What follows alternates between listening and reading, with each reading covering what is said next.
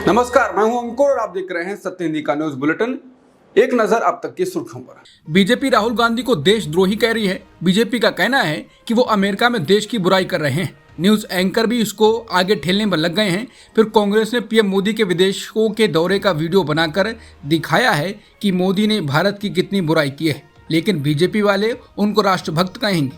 कांग्रेस ने दिखाया है कि मोदी एक देश में कहते हैं कि लोग सोचते थे कि पता नहीं पिछले जन्म में क्या पाप किए थे जो हिंदुस्तान में पैदा हुए। दक्षिण कोरिया में यही बात रिपीट करते हैं और कहते हैं ये कोई देश है, ये कोई लोग हैं, चलो छोड़ो चलें कहीं और। जर्मनी, ऑस्ट्रेलिया, अमेरिका, दोहा, कनाडा, लंदन में भी भारत की सरकार की बुराई करते हैं और अपनी तारीफ करते हैं। इसको ट्वीट कर कांग्रेस नेता सुप्रिया श्रीनेत ने कहा है कि भक्तों, ये विदेश जाकर देश के बारे में बोलने वाला तुम लोगों का जुमला अब बासी और पुराना हो गया है, कुछ नया खोजो। और हाँ, लगे हाथ ये बताओ कि चीन, दक्षिण कोरिया, जर्मनी, दोहा, कनाडा, ऑस्ट्रेलिया, अमेरिका, ब्रिटेन में की हुई इनकी निर्लज्जता का जवाब कौन देगा। मणिपुर सरकार ने मंगलवार को एक आदेश जारी कर राज्य में अस्थायी तौर पर अगले 5 दिनों के लिए इंटरनेट सेवा पर रोक लगा दी है। इसके साथ ही मैतेई बहुल इम्फाल ईस्ट, इम्फाल वेस्ट और थौबल जिले में मंगलवार सुबह 11 बजे से अगले आदेश तक कर्फ्यू लगाया गया है। राज्य में बीते 1 सितंबर से भड़की हिंसा के बाद राजधानी इम्फाल और आसपास के इलाकों में छात्र सड़कों पर विरोध प्रदर्शन कर रहे हैं। राज्य के पुलिस प्रमुख को हटाने की मांग को लेकर छात्रों के विरोध मार्च के दौरान मंगलवार को सुरक्षा बलों के साथ झड़प हुई, जिसमें 100 से ज्यादा छात्र घायल हुए। लोकसभा में नेता प्रतिपक्ष राहुल गांधी के आरक्षण पर अमेरिका में दिए गए बयान के बाद बसपा प्रमुख मायावती ने निशाना साधा। मायावती ने कहा कि केंद्र में लंबे समय तक सत्ता में रहते हुए कांग्रेस पार्टी की सरकार ने ओबीसी आरक्षण को लागू नहीं किया और न ही देश में जाति जनगणना कराने वाली ये पार्टी अब इसकी आड़ में सत्ता में आने के सपने देख रही है। इनके इस नाटक से सचेत रहें जो आगे कभी भी जाति जनगणना नहीं करा पाएगी।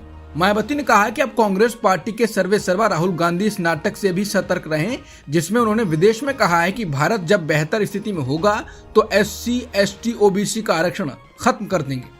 इससे स्पष्ट है कि कांग्रेस वर्षों से इनके आरक्षण को खत्म करने के षड्यंत्र में लगी है। उन्होंने कहा कि इन वर्गों के लोग कांग्रेस नेता राहुल गांधी के दिए गए इस घातक बयान से सावधान रहें, क्योंकि ये पार्टी केंद्र की सत्ता में आते ही अपने इस बयान की आड़ में इनका आरक्षण जरूर खत्म कर देगी। ये लोग संविधान और आरक्षण बचाने का नाटक करने वाली इस पार्टी से जरूर सजग रहें। उन्होंने कहा कि जबकि सच्चाई में कांग्रेस शुरू से ही आरक्षण विरोधी सोच की रही है। लोकसभा में नेता प्रतिपक्ष राहुल गांधी ने अमेरिका के जॉर्ज टाउन यूनिवर्सिटी में छात्रों के साथ बातचीत के दौरान लोकसभा चुनाव को लेकर टिप्पणी की। राहुल गांधी ने कहा कि चुनाव से पहले हमें इस बात की चिंता थी कि संस्थानों पर कब्जा कर लिया गया है। हमारे लिए ये फेयर गेम नहीं था। शिक्षा व्यवस्था पर आरएसएस ने कब्जा कर लिया है, मीडिया और जांच एजेंसियों पर कब्जा है। हम ये लोगों को बता रहे थे, लेकिन वो इस बात को नहीं समझ पा रहे थे। इसके बाद मैंने संविधान को अपने साथ रखना शुरू कर दिया और लोगों को सब समझ में आने लगा। भारत के गरीब और पीड़ित लोगों को समझ में आ गया कि अगर संविधान गया तो सब कुछ चला जाएगा। गरीब लोगों को ये समझ में आ गया कि ये लड़ाई संविधान को बचाने वालों और इसे खत्म करने वालों के बीच है। राहुल गांधी ने कहा कि जातिगत जनगणना का मुद्दा भी बड़ा हुआ। ये सब चीजें अचानक से साथ हो गई। उन्होंने कहा कि मुझे नहीं लगता कि एक निष्पक्ष चुनाव में भाजपा इतनी सीटें जीत सकती थी। उनके पास वित्तीय सहायता थी। उन्होंने हमारे बैंक अकाउंट लॉक कर दिए। चुनाव आयोग वही कर रहा था जो वो चाहते थे। पूरा चुनाव अभियान इस तरह से तैयार किया गया कि नरेंद्र मोदी पूरे देश में अपना काम कर सकें। जिन राज्यों में वो कमजोर थे उन्हें अलग तरीके से डिजाइन किया गया, जहां वो मजबूत थे वहां अलग तरीके से डिजाइन किया गया। मैं इसे स्वतंत्र चुनाव नहीं मानता, मैं इसे नियंत्रित कंट्रोल्ड चुनाव मानता हूँ। राहुल गांधी ने अमेरिका में पीएम मोदी के भगवान वाले बयान का भी जिक्र किया। राहुल ने कहा कि चुनाव प्रचार के अभियान के आधे समय तक मोदी को नहीं लगा था कि वो 300 से 400 सीटें के करीब पहुंच गए हैं। जब उन्होंने कहा कि मैं सीधा भगवान से बात करता हूं, तब हमें पता चल गया था कि हमने उन्हें पूरी तरह से ध्वस्त कर दिया है। हमने इसे मनोवैज्ञानिक पतन के रूप में देखा। नरेंद्र मोदी को सत्ता में लाने वाला गठबंधन टूट गया है। उन्होंने कहा कि सरकार और 2 या 3 बड़े बिजनेस के बीच बड़ी सांठगांठ है। ओबीसी और दलितों को धोखा दिया जा रहा है। राहुल गांधी ने वर्जीनिया में भी भारतीय समुदाय से मुलाकात की। राहुल गांधी ने वर्जीनिया में प्रवासी भारतीयों को संबोधित करते हुए लोकसभा चुनावों को जिक्र किया और पीएम मोदी के अलावा आरएसएस पर निशाना साधा। उन्होंने कहा कि चुनाव के 3 महीने पहले हमारे बैंक खाते सील कर दिए गए। हम सोच रहे थे कि अब आगे क्या किया जाए। मैंने कहा देखा जाएगा और हम चुनाव में गए। उन्होंने कहा कि चुनाव के बाद बहुत कुछ बदल गया। कुछ लोगों ने कहा कि डर नहीं लगता, अब डर निकल गया है। मेरे लिए ये दिलचस्प था कि बीजेपी और पीएम मोदी ने जितना डर फैलाया था, छोटे व्यवसायों और एजेंसियों का जितना दबाव बनाया गया, ये सब गायब हो गया। संसद में मैंने प्रधानमंत्री को बिल्कुल करीब से देखा और मैं आपको बता सकता हूँ कि मोदी का आइडिया, 56 इंच की छाती, ईश्वर के साथ सीधा संपर्क, ये सब अब जा चुका है। अब ये सब इतिहास हो गया है। राहुल गांधी ने संघ को लेकर कहा कि आरएसएस का मानना है कि कुछ राज्य दूसरों से कमतर हैं, कुछ भाषाएं दूसरों से कमतर हैं, कुछ धर्म दूसरों धर्मों से कमतर हैं और कुछ समुदाय दूसरे समुदायों से कमतर हैं। सभी राज्यों के अपने इतिहास और अपनी परंपरा है। आरएसएस की विचारधारा है कि तमिल, मराठी, बंगाली, मणिपुरी ये कमतर भाषाएं हैं। इसी बात की लड़ाई है। ये लोग भारत को नहीं समझते। उन्होंने कहा कि बीजेपी नहीं समझती है कि ये देश सभी का है। भारत एक संघ है। संविधान में ये साफ साफ लिखा है, इंडिया यानी भारत राज्यों का संघ। वो कहते हैं कि ये संघ नहीं है, ये कुछ अलग है। आरएसएस और पीएम मोदी को लेकर नेता प्रतिपक्ष राहुल गांधी के द्वारा अमेरिका में दिए गए बयानों के बाद बीजेपी ने तीखी प्रतिक्रिया दी। केंद्रीय मंत्री शिवराज सिंह चौहान ने राहुल गांधी के बयान को देश विरोधी बताया है। शिवराज सिंह चौहान ने कहा कि राहुल गांधी नेता प्रतिपक्ष हैं, इस जिम्मेदारी का पद है। मैं उन्हें याद दिलाना चाहता हूं कि जब अटल बिहारी वाजपेयी नेता प्रतिपक्ष थे, नरसिम्हा राव जी प्रधानमंत्री हुआ करते थे, तब कई मामलों में वाजपेयी जी बाहर देश का प्रतिनिधित्व करते थे।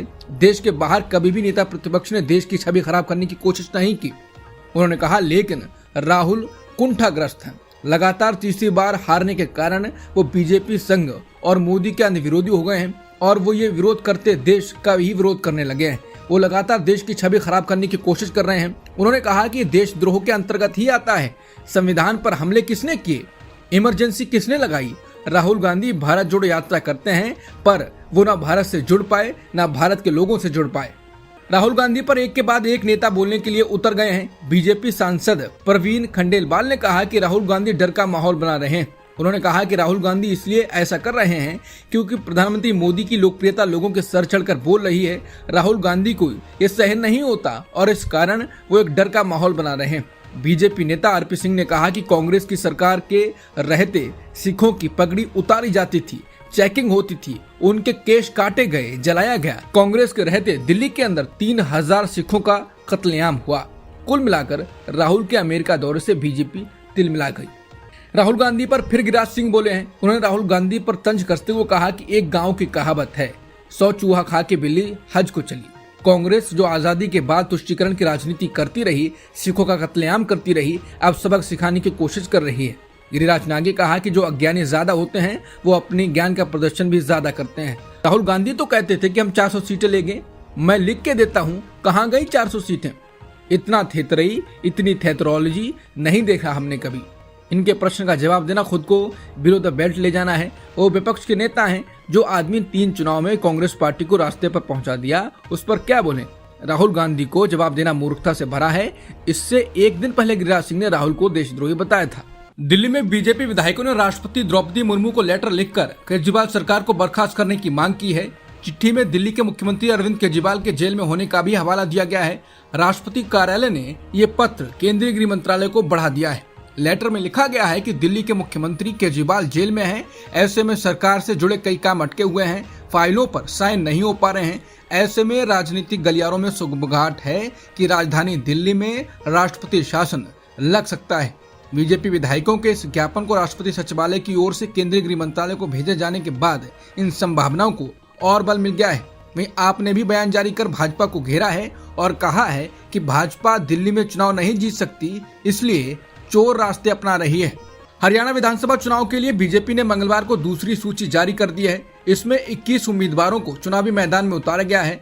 पार्टी ने 2 मुसलमान उम्मीदवार भी उतारे हैं। पार्टी ने फिरोजपुर झिरका से नसीम अहमद और पुनाहना से एजाज खान को चुनावी मैदान में उतारा है। इसके अलावा जुलाना से कैप्टन योगेश बैरागी को टिकट दिया गया है। राज्य के मुख्यमंत्री नायब सिंह सैनी लाडला से चुनाव लड़ेंगे। वहीं अनिल विज को अंबाला कैंट और कैप्टन अभिमन्यु को नारनौंद से चुनावी मैदान में उतारा गया है। नागपुर में सोमवार को तड़के एक सड़क दुर्घटना में एक ऑडी कार ने कुछ गाड़ियों को टक्कर मार दी। ये कार महाराष्ट्र बीजेपी अध्यक्ष चंद्रशेखर बावनकुले के बेटे संकेत बावनकुले के नाम पर रजिस्टर्ड है। इस घटना पर चंद्रशेखर बावनकुले की प्रतिक्रिया आई। उन्होंने कहा कि भगवान की कृपा है कि इस दुर्घटना में कोई हताहत नहीं है। गाड़ी चाहे मेरे बेटे के नाम पर हो या कोई अपराधी हो, उस पर कड़ी कार्रवाई होनी चाहिए। गाड़ी कोई और चला रहा था, लेकिन गाड़ी अगर मेरे बेटे के नाम से है तो कानून के हिसाब से जो भी कार्रवाई उचित हो वो पुलिस को करनी चाहिए। केरल हाईकोर्ट ने जस्टिस हेमा कमेटी की रिपोर्ट पर कोई एक्शन न लेने के लिए केरल सरकार की आलोचना की। कोर्ट ने कहा कि जस्टिस हेमा कमेटी की रिपोर्ट 2021 में जब डीजीपी के सामने जमा की गई थी, तब केरल सरकार ने इस पर कोई कार्रवाई नहीं की थी। बता दें, मलयालम फिल्म इंडस्ट्री में महिलाओं के उत्पीड़न से जुड़े मुद्दों को खंगालती ये रिपोर्ट 2019 में राज्य सरकार के सामने रखी गई थी। जस्टिस AK जयशंकरन, नाम्बियार और CS सुधा की डिवीजन बेंच ने राज्य सरकार की ये रिपोर्ट SIT को सौंपने का निर्देश दिया। SIT को इस रिपोर्ट के आधार पर ये जांच करनी है कि क्या कोई संज्ञेय या असंज्ञेय अपराध किया गया या फिर आगे की कार्रवाई करनी होगी। 2 हफ्तों में क्या कार्रवाई हुई, इसकी जानकारी कोर्ट को देनी होगी। कोर्ट ने कहा कि हम इसके बाद देखेंगे कि SIT की कार्रवाई न्याय संगत है या नहीं। बेंच ने कहा कि हम राज्य सरकार की निष्क्रियता से स्तब्ध हैं। कांग्रेस ने मंगलवार को सेबी की चेयरपर्सन माधवी पुरी बुच और प्रधानमंत्री मोदी का जिक्र कर एक बार फिर कई सवाल उठाए। कांग्रेस नेता पवन खेड़ा ने कहा कि हम कई खुलासे कर रहे हैं। हम पिछले 8-10 दिनों से सेबी चीफ के विभिन्न कंपनियों से आर्थिक रिश्तों का खुलासा कर रहे हैं। अभी तक सेबी और प्रधानमंत्री मोदी की ओर से जवाब नहीं आया है। ICICI बैंक ने जवाब दिया। सेबी की चेयरपर्सन माधवी बुश से कितने रिश्ते थे और कैसे बैंक खाते में कितने पैसे किस साल में आए। उन्होंने कहा कि ICICI ने जवाब दिया, हमने जवाब के एवज में और सवाल किए। ऐसा इसलिए क्योंकि ICICI का जवाब ढुलमुल था और इसमें कोई तथ्य नहीं थे। ICICI ने हमारे खुलासे के जवाब दिए, लेकिन हमें अभी तक सेबी और प्रधानमंत्री ने जवाब नहीं दिया है। पवन खेड़ा ने कहा कि हिंडनबर्ग रिपोर्ट में एक कंपनी अगोरा एडवाइजरी प्राइवेट लिमिटेड का नाम सामने आया था, जो कि 7 मई 2013 में रजिस्टर हुई थी। ये कंपनी माधवी बुच और उनके पति की है, लेकिन माधवी बुच ने हिंडनबर्ग रिपोर्ट आने के बाद इस बात का खंडन किया था। उन्होंने कहा कि उस खंडन में उन्होंने लिखा कि जब वो सेबी में चली गई तब से वो कंपनी डोरमेंट है। इस कंपनी में अभी भी 99% हिस्सेदारी माधवी की है। कांग्रेस सांसद शशि थरूर के खिलाफ दिल्ली हाईकोर्ट के समन पर सुप्रीम कोर्ट ने रोक लगा दी है। प्रधानमंत्री मोदी के बारे में कथित तौर पर शिवलिंग पर बिच्छू वाले उनके बयान के लिए उनके खिलाफ मानहानि का मुकदमा दायर किया गया था। इस मामले में दिल्ली हाईकोर्ट ने शशि थरूर को समन जारी किया था। CPM महासचिव सीताराम येचुरी की हालत गंभीर है। उनका इलाज दिल्ली के एम्स हॉस्पिटल में किया जा रहा है। यहाँ उन्हें ICU में रखा गया है। CPM की ओर से जारी एक बयान में कहा गया है कि कॉमरेड सीताराम येचुरी को सांस की नली में गंभीर संक्रमण हुआ है। डॉक्टरों की टीम उनका इलाज कर रही है और उनकी हालत पर नजर बनाए हुए है। झारखंड सरकार ने असम के मुख्यमंत्री हिमंता बिस्वा शर्मा और केंद्रीय कृषि मंत्री शिवराज सिंह चौहान पर विभिन्न समुदायों में नफरत फैलाने और राज्य के शीर्ष नौकरशाहों को धमकी देने का आरोप लगाया। झारखंड सरकार ने इस संबंध में चुनाव आयोग को पत्र लिखा है। ये जानकारी इंडियन एक्सप्रेस ने दी है। बता दें, भाजपा ने शर्मा और चौहान को झारखंड का चुनाव प्रभारी बनाया है। इस साल के अंत में होने वाले विधानसभा चुनाव से पहले दोनों राज्य का लगातार दौरा कर रहे हैं। शर्मा के घटिया बयान तो सारी सीमाएं पार कर गए हैं। आम आदमी पार्टी ने हरियाणा विधानसभा चुनाव के लिए अपनी दूसरी सूची जारी कर दी। इसमें 9 उम्मीदवारों के नाम हैं।